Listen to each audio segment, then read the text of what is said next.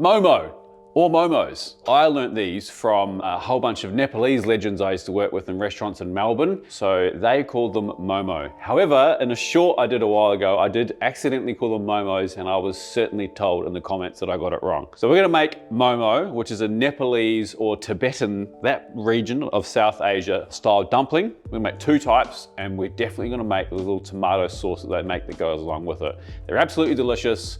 They're not that hard to make, so let's get stuck in. Also, we got a new kitchen. How good. 2 years in the making, new studio, everything's how we wanted it, open shelves, extraction you can't see that actually works, beautiful lighting, how good. And it's all thanks to you guys, so thank you for watching, and it costs a lot of money, so make sure you like and subscribe. Is that too much?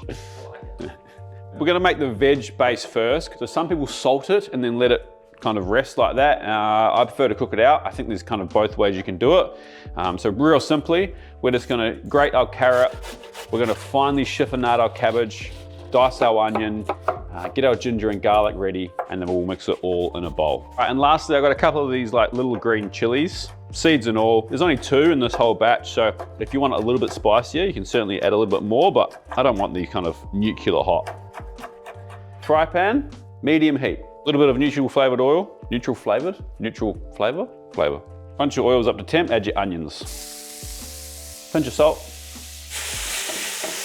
Once your onions are sauteed a bit, we're gonna add your garlic and ginger, as well as the chili. And now, the cabbage and carrot. And we're just gonna saute this down for 4 or 5 minutes, make sure all those flavors are well incorporated. We're not trying to cook this like completely through, we still want a little bit of bite in this veg. So I'm just gonna season this again with a bit more salt and some fresh pepper, and just continue to slowly cook it down.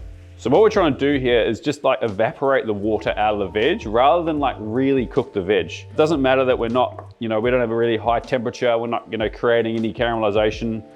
We're just trying to take some of this moisture out. So what do you think? What do you think? What do you think of the new kitchen? Looks all right, doesn't it? It's good so far. Nice and quiet, no road noise. Everything's where I designed it, so if I ever complain about it, I've only got myself to whinge. So this is about 7 minutes, and it's time to take it out and get it cool. So I'm gonna put it on a large plate just so that I've got more surface area to cool it down. There we go, we want that completely cold before we start making our dumplings. Now we're gonna move on to the sauce, which I'll be making in a stainless steel pan from today's sponsor, Maiden. Maiden design professional and quality products for the home cook. They partner with multi-generational factories and artisans from around the world to bring you great cookware products for you to have in your home. The products we're using today are from their stainless steel clad cookware, which is the fry pan, the saute pan, and the stock pot. And they were crafted in Italy using premium materials to create fantastic all-purpose cookware. These stainless steel clad pots and pans have a 5-ply stainless steel material which allows for superior heat retention, even heating, and ease of heat control, which is what we want when we're cooking sauces like this, so it doesn't catch in one spot and start to taste bitter. The saute pan I'll be using to make the sauce is deep enough for simmering and sauteing, but also has a big enough open so the liquid can evaporate when we're trying to reduce sauces. It also has a curved edge, making it super easy to pour out sauces without getting messy. Check out the Stainless Clad collection and Maiden's other cookware products by using the link in my description. And a huge thank you to Maiden for sponsoring this video. Now let's get the sauce on. So to our pan, we're gonna add about a cup of water, and then we've got some dried chilies here. Just gonna make sure we don't take the stems off and pop those in, and turn our heat on. So this is where you can really dial up the temperature if you want to use a really spicy chili. These are just kind of like those the regular large dried chilies. So while those are softening, we've got some tomatoes. We've got 5 tomatoes here. Now you can take the skins off these if you want to, but I mean, we're gonna blend it. I wouldn't bother. Just dice those up. Doesn't really matter, they're gonna get blended anyway. And in those go as well. So here I've got some coriander root that I've washed really well. Just gonna run a knife through it. And that goes. Got a nice big piece of ginger. Grate that straight in. So garlic, gonna use about 6 cloves. So you can just crush them and then pop them straight in as well. Obviously peel them. Now we're gonna add about 2 tablespoons of soy sauce, tablespoon of vinegar, and 1 tablespoon of brown sugar. All right, we're just gonna give this a stir. And we're just gonna cook this and simmer this for that water to evaporate and those tomatoes to really start breaking down before we blend it. It smells pretty good.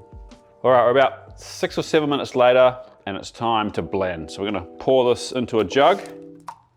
I nailed that. These guys thought I wasn't gonna get that in there, but perfect. Daz never believes me. Give her a blend. Let's have a little taste. Oh, it's pipey. It's good. Definitely not ditch proof. Little pinch of salt.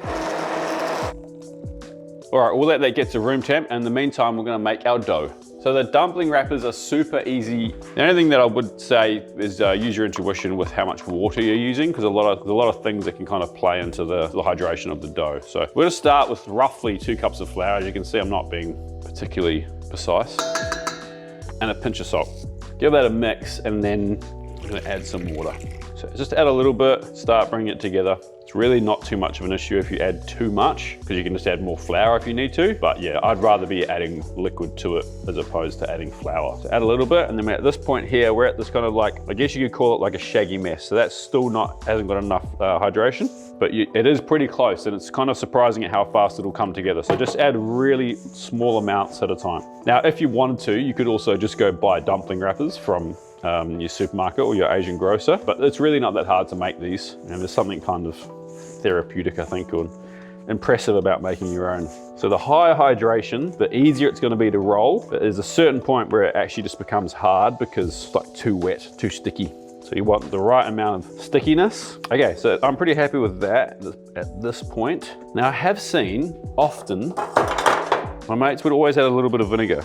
I'm guessing it just changes the pH level of the flour, but I'm not a food scientist, so I don't know why that helps, but let's do it. All right, onto the bench. Just gonna lightly flour it. Then we're gonna knead this until we have a nice, smooth dough.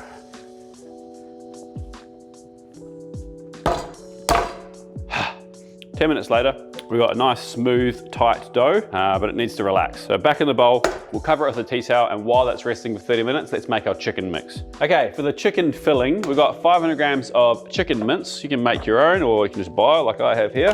3 spring onions. I'm gonna finely chop these, so about halfway, cut the whites into halves, and then run the knife through it. And then we're gonna put the greens in there as well. Just bunch them together and then run your knife through them also. In they go. So unlike the veg one, we're not gonna cook this. We're just gonna, it'll steam when we steam the dumpling, the momo. Okay, we've got these green chilies.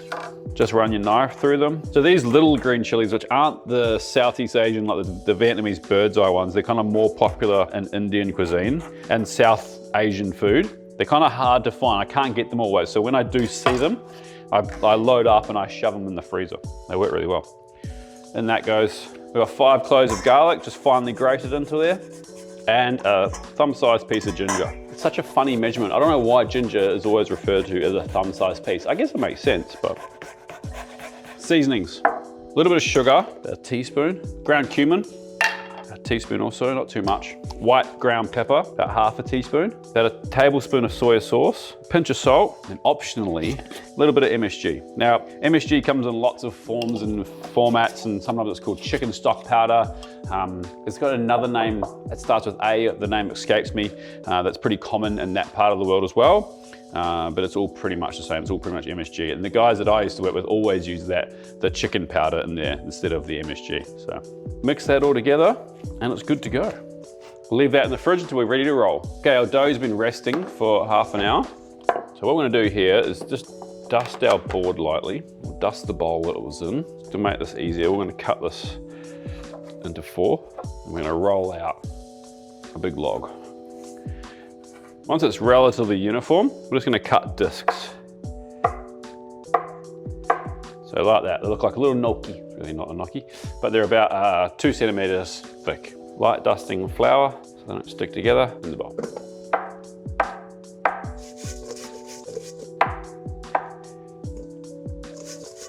Time to start rolling some momo. So we've got some steamer baskets ready. I got some little bits of paper in there. If you don't get these deliberately cut pieces of paper, just use some greaseproof paper. And any steamer will do, like a middle one, whatever. 2, one for the veg, one for the chicken. And we're gonna roll 2 different shapes. So the veg we're gonna roll into like a round shape. So just start by flattening it out and then turning as you roll. You wanna try and keep it as a circle, but I wouldn't kind of stress too much. You'll get better as they go. It's like pancakes, right? Like the more you make, the better they become. So momo tend to be slightly larger than like a Chinese style dumpling. Not by much, but just a little bit. I guess they're not quite as big as like a steam bun or anything. But there we go. Got up our wrapper, nice and thin. Add a decent amount of our veg filling, which is cold. You don't want to wrap these while this filling's hot. Now this isn't a dumpling that I'm proficient at rolling, so we're gonna learn together. But effectively you bring the edges together in a circle motion, leaving your thumb in the middle, and you completely stuff it up like I just did. So bringing all the edges together and then crimping out the top. Now that is not a great example, but I'm sure we can do better. The more round it is at the start, the easier it is to roll it round. Give it a flatten with the palm of your hand. And you're gonna roll it once, turn, roll it once, turn, roll it and turn until you've reached the desired thickness and size. Now the thinner this goes, the more likely it is to start stretching back. So don't be afraid to kind of overstretch it and then it will stretch back. Then to fill it, take your filling, and the tighter you can get your filling at the start, the easier it is when you're folding around it in the center. So the starting part's the hardest part. Just start folding, pushing with these two fingers and folding. Leave this thumb in the center. Effectively, you're building this dumpling around this thumb. It's not going to leave that center.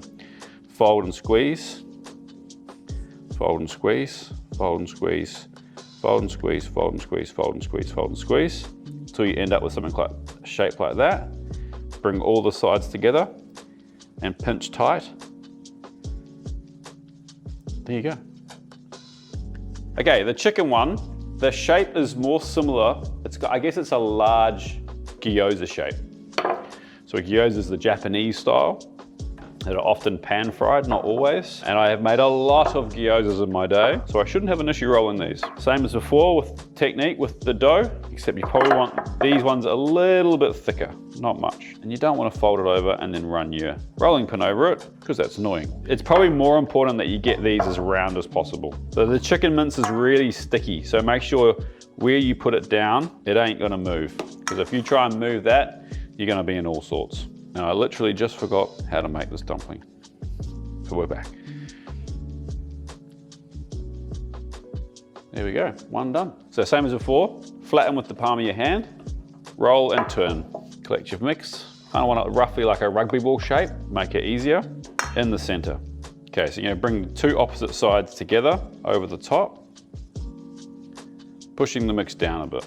Then working with your index finger and your thumb, you're gonna squeeze and push. Squeeze and push. Squeeze, push. If you have a little bit of extra filling coming out the end, just squeeze it out into your steamer. Okay, we've got a large pot of water that's rapidly boiling on our Momo Go. Woo! So I've got I got the chicken in the bottom and the veg in the top. It's probably a little bit better safe than sorry, but I feel like the chicken might take a little bit longer to heat through, and you obviously want that chicken to get cooked. And also you don't want any juices from the chicken to fall into the water, not onto the dumpling underneath. But I don't think any juices are gonna fall out in anyway. So these are gonna steam for about 8 to 10 minutes, and then we're good to eat.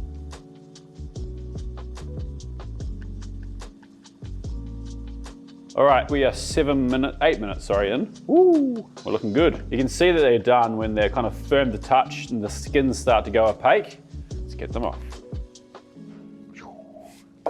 Simply stunning. I'm pretty happy with how these turned out, but do they taste like the ones my mate Giovanni used to make me? Delicious. Juicy, nicely balanced. You know, it's still a little bit of texture in that veg. And yes, I am going to double dip. And the chicken.